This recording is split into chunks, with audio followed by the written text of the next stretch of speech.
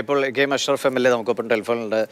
M L A ഇപ്പോൾ ഈശ്വർ മാൽപ്പെ മടങ്ങുന്നു, അങ്ങോട്ടും ഇങ്ങോട്ടുള്ള ഒരു ആരോപണങ്ങളൊക്കെ ഇതൊന്നും ആവശ്യമില്ലാത്ത നമ്മളൊരു നല്ലൊരു കോസിന് വേണ്ടിയിട്ടാണ് ഈ കാര്യങ്ങളൊക്കെ എല്ലാവരും ചെയ്തത്. ഒരു ആശ്വാസത്തിൻ്റെ എന്തെങ്കിലും പ്രതീക്ഷ അല്ലെങ്കിൽ അതിൻ്റെ ഒരു തെളിവ് കിട്ടാൻ വേണ്ടിയിട്ടായിരുന്നു. പക്ഷേ അങ്ങേക്കും നിൽക്കുമ്പോൾ എന്ത് തോന്നുന്നു? നമ്മളൊരു കുറച്ചുകൂടി ആ സിസ്റ്റത്തെ കൂടി മാനിച്ചുകൊണ്ട് അവർ പറയുന്നതിനെ ഒക്കെ ഉൾക്കൊണ്ട് മുന്നോട്ട് പോകേണ്ട ഒരു ആവശ്യത ഇപ്പോൾ ഉണ്ടോ? കാരണം ഇപ്പോൾ തെരച്ചിൽ അവരുടേതായ രീതിയിൽ കൃത്യമായി നടക്കുന്നുണ്ട്.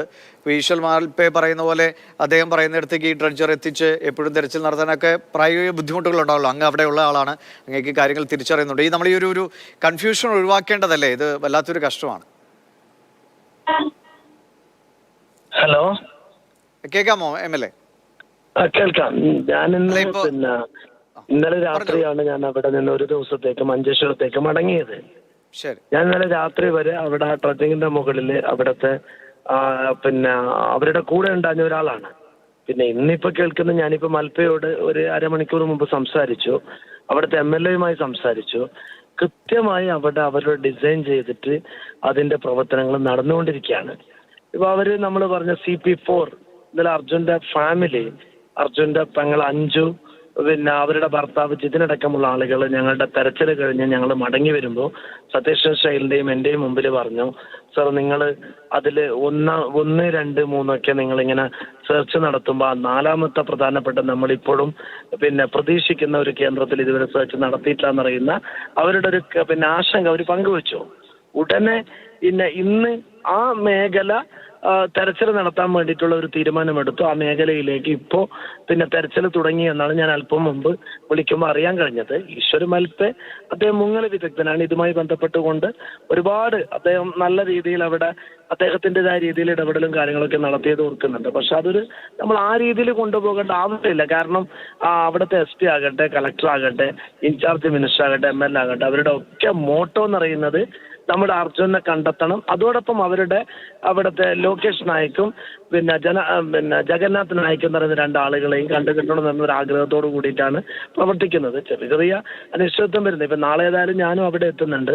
അവിടെ ഇതിനു വേണ്ടി ഞങ്ങളൊരു നിരന്തരമായി ചേരുന്നൊരു മീറ്റിംഗ് ഉണ്ട്. ഇൻചാർജ് മിനിസ്റ്റർ, അവിടുത്തെ MLA, കേരളത്തിലെ ഒരു ബോർഡർ MLA നിലയ്ക്ക് എന്നെയും കൂടി പങ്കെടുത്ത് SP-യും കളക്ടറും പങ്കെടുക്കുന്ന യോഗമുണ്ട്. ഞാനിപ്പോൾ സതീഷ് ശൈലിയോട് പറഞ്ഞത് നാളെ നമുക്കൊന്ന് ഇരുന്ന് എന്തായാലും അതിലൊരു ഈ രീതിയിൽ വരുന്ന കാര്യങ്ങൾ ഒഴിവാക്കണം എന്നാണ് പറഞ്ഞിട്ടുള്ളത്.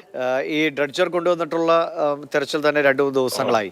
ഇതുവരെ അർജുൻ്റേതെന്ന് കരുതുന്ന വാഹനത്തിന്റെ ഒന്നും നമുക്ക് പ്രത്യേകിച്ചൊന്നും കണ്ടെത്താനും കഴിഞ്ഞിട്ടില്ല. അപ്പോൾ ഇതിനിപ്പോൾ എത്ര ദിവസം തുടരാൻ കഴിയും? ഇതിങ്ങനെ ആ ഒരു സംവിധാനത്തിൽ ഡ്രഡ്ജറൊക്കെ ഇത്രയും ദിവസങ്ങൾ അവർക്ക് അഫോർഡബിൾ ആണോ? അത് ഇപ്പൊ തന്നെ വലിയ ലക്ഷങ്ങളുടെയാണ്. അപ്പോൾ എത്ര ദിവസം തുടരാൻ കഴിയും? 1-2 ദിവസം കൊണ്ട് അവർ ഈ തെരച്ചിൽ അവസാനിപ്പിക്കേണ്ട ഒരു സാഹചര്യം ഡ്രഡ്ജർ കമ്പനിക്കും ഉണ്ടാകുന്നത് സ്വാഭാവികമാണല്ലോ. അപ്പോൾ എങ്ങനെയാണ് അതിൻ്റെ ഒരു മുന്നോട്ട് പോക്ക്? നമ്മൾ കുറച്ചും കൂടെ ഒരു ആ കുടുംബവും ഒക്കെ ആയിട്ടൊന്ന് സംസാരിക്കേണ്ട ഒരു സമയമൊക്കെ ആയിട്ടുണ്ടോ? തീർച്ചയായും. ഇപ്പൊ അങ്ങനെ ഒരു 1-2 ദിവസമൊന്നല്ല. ഈ നമ്മൾ 2ാം ഘട്ട തെരഞ്ഞെടുപ്പ് അവസാനിച്ച് അവിടുത്തെ അങ്കോള IBയിൽ ചേർന്ന ഈ ഡ്രഡ്ജറുമായി ബന്ധപ്പെട്ടുള്ള ചർച്ചയിൽ ഞാനന്ന് പങ്കെടുത്തിരുന്നു. അന്ന് ആ ഒരു 50 ലക്ഷത്തിന്റെ എസ്റ്റിമേറ്റ് അവർ തന്നു. 2ാമത്തത് 1 കോടിയായി മാറി. അതൊക്കെ എന്തായാലും നമ്മൾ പരിഹരിച്ചു. ഇപ്പൊ ഇത് 10 days ആണ് അവർ തെരച്ചിലിന് വേണ്ടിയിട്ട് എഗ്രിമെന്റിൽ തന്നെ പറഞ്ഞിട്ടുള്ള 10 ദിവസമാണ്. 1-2 ദിവസം കൊണ്ട് ഈ തെരച്ചിൽ അവസാനിക്കില്ല. കാരണം അത്രയും വലിയ തുക. ഈ തുക തന്നെ നിങ്ങൾക്കറിയാം. കോഴിക്കോട് MP രാഘവേട്ടനും ഞാനും കർണാടക മുഖ്യമന്ത്രിയെ ബാംഗ്ലൂരിൽ പോയി കണ്ട് അദ്ദേഹത്തോട് കാര്യങ്ങൾ ബോധിപ്പിച്ചപ്പോൾ അദ്ദേഹം അവിടുത്തെ ജില്ലാ കളക്ടറുമായും അവിടുത്തെ MLA-യുമായും ബന്ധപ്പെട്ട് ആ നിമിഷ നേരം കൊണ്ടാണ് അദ്ദേഹം ആ പണത്തിന്റെ കാര്യം സാങ്ഷൻ ചെയ്തത്. ഞാനിതിൽ നമ്മൾ അങ്ങനെ ഒരു ആശങ്കപ്പെടേണ്ട ആവശ്യമില്ല. ഇപ്പൊ ഇന്നലെ തന്നെ നമ്മൾ ആ മുങ്ങി ഈശ്വർ മാൽപ്പെ പറഞ്ഞു 2 ടയർ കാണുന്നുണ്ട്, പിന്നെ ഒരു സ്റ്റയറിംഗ് അടക്കമുള്ള ആളുകൾ ഗ്യാരടക്കം കാണുന്നുണ്ടെന്നൊക്കെ പറഞ്ഞപ്പോൾ നമ്മൾ പ്രതീക്ഷിച്ചത് അത് അർജുന്റെ വാഹനമായിരിക്കുമെന്നുള്ള പ്രതീക്ഷയോട് കൂടിയാണ് കാത്തുനിന്നത്. പക്ഷെ അത് മുകളിലേക്ക് കൊണ്ടുവന്നപ്പോൾ ഒന്ന് ടാങ്കറിൻ്റെതായിട്ട് മാറി, മറ്റൊന്ന് വേറെ ഏതൊരു വാഹനത്തിൻ്റെതായിട്ട് മാറി. ഏതായാലും ഈ ഇന്ദ്രപാലൻ സൂചിപ്പിച്ച ഈ CP4 ആ ഒരു പോയിന്റിലേക്ക് എത്തുമ്പോൾ നമുക്ക് എന്തായാലും അന്ന് ആദ്യഘട്ടങ്ങളിൽ അർജുന്റെ ഏതെങ്കിലും രീതിയിലുള്ള നമ്മുടെ അർജുന്റെ വാഹനത്തിന്റെ വസ്തുക്കളൊക്കെ കണ്ടെത്തിയത് നമ്മൾ ആ സ്ഥലത്ത് നിന്നാണ്.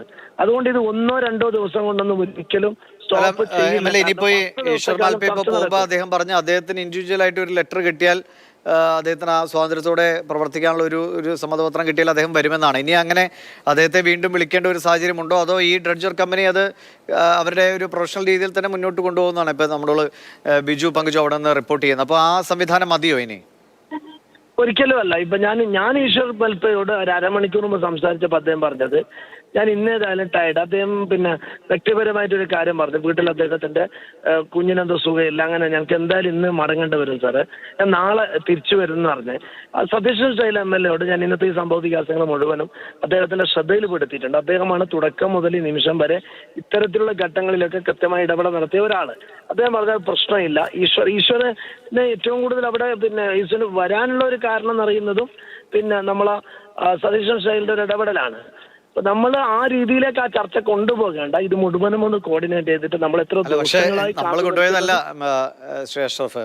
സതീഷ് ചന്ദ്ര സെയിൽ തന്നെ അദ്ദേഹം തന്നെയാണ് പറഞ്ഞത് യൂട്യൂബിലും അല്ലെങ്കിൽ ഫേസ്ബുക്കിലൊക്കെ ആളെ കൂട്ടാൻ വേണ്ടിയിട്ടുള്ള എപ്പോഴും സിസ്റ്റത്തെ കുറ്റം പറയുന്നുവെന്ന് MLA തന്നെയാണ് പറഞ്ഞത്. കാരണം അദ്ദേഹമാണ് ഈശ്വർ മാൽപ്പയെ കൊണ്ടുവന്നെങ്കിൽ അദ്ദേഹം തന്നെ ഇങ്ങനെ ഒരു വിമർശന സ്വരത്തിൽ പറയണമെങ്കിൽ അങ്ങനെ ഒരു ശരിയല്ലാത്ത ഒരു സമീപനം രണ്ട് ഭാഗത്തുനിന്നും ഉണ്ടായിട്ടുണ്ടാകുമല്ലോ. അതെ അതെ അതെ, ഞാനും ശ്രദ്ധിച്ചു. ഞാനത് ഇന്ന് എന്ത് സംഭവിച്ചെന്ന് മനസ്സിലാകുന്നില്ല. എന്തോ ഒരു ഏതായാലും അത് അങ്ങ് ആ രീതിയിലേക്ക് കൊണ്ടുപോകാണ്ട് എല്ലാം ഒന്ന് കോർഡിനേറ്റ് ചെയ്തിട്ട് നമുക്ക് നമ്മളെ ലക്ഷ്യത്തിലേക്ക് എത്തണം. അതാണ് നമ്മളെ ലക്ഷ്യം. ഇതിപ്പോ ഇന്ന് പെട്ടെന്നാണ് ഇങ്ങനെ ഒരു സംഭവം നടക്കുന്നുള്ളത്. ഏതായാലും നാളെ ഞാനും കൂടെ അവിടെ എന്തായാലും പരിഹരിക്കപ്പെടട്ടെ. അങ്ങനെ തന്നെ നമുക്ക് പ്രതീക്ഷിക്കാം. ഇനി കുറച്ച് ദിവസങ്ങൾ കൂടി ഡ്രഡ്ജർ കമ്പനിക്ക് എന്തായാലും അനുമതിയുണ്ട്. അത് നമ്മൾ പ്രതീക്ഷിക്കുന്ന ഒരു ഫലത്തിലേക്ക് ഈ തെരച്ചിൽ എത്താൻ കഴിയട്ടെ എന്ന് തന്നെ പ്രതീക്ഷിക്കാം. വളരെ നന്ദി അഷ്റഫ് MLA പ്രതികരണം അറിയിച്ചതിന്. ബിജു